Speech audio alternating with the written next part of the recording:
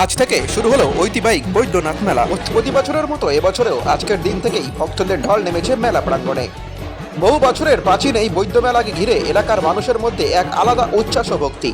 হ্যাঁ, উত্তর চব্বিশ পরগনা জেলার ব্যারাকপুর 1 নম্বর ব্লকের পানপুর কেউটিয়া গ্রাম পঞ্চায়েতের এলাকায় বাদপুর এলাকায় সেই সকাল থেকে সেইখানে মন্দিরে চত্বরে পড়ছে দীর্ঘ লাইন।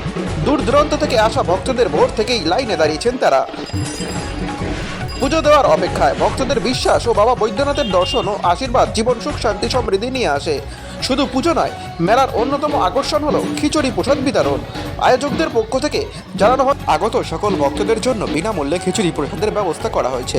হাজার হাজার ভক্ত সেই মেলা প্রাঙ্গণে এসে উপস্থিত হয়েছে। এই মেলা চলবে টানা 4-5 দিন। প্রতিদিনের সন্ধ্যায় থাকছে সাংস্কৃতিক অনুষ্ঠান ও নৃত্য পরিবেশন ও সঙ্গীত পরিবেশন এবং বিভিন্ন ধর্মীয় আয়োজন। স্থানীয় শিল্পীদের পাশাপাশি বাইরের শিল্পীও অংশ নিচ্ছেন এই অনুষ্ঠানে। আপনারা দেখছেন বাদপুর থেকে উজ্জ্বল শিলের রিপোর্ট, ইউবিআই বাংলা টিভি।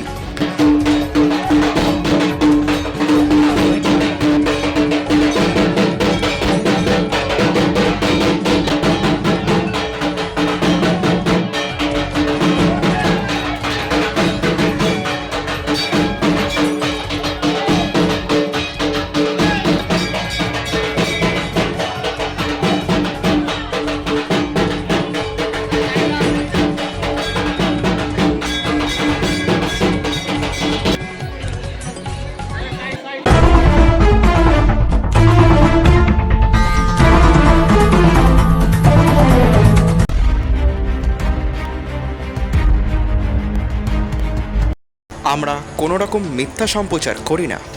আমরা সত্য প্রকাশ্যে প্রতিজ্ঞাবদ্ধ।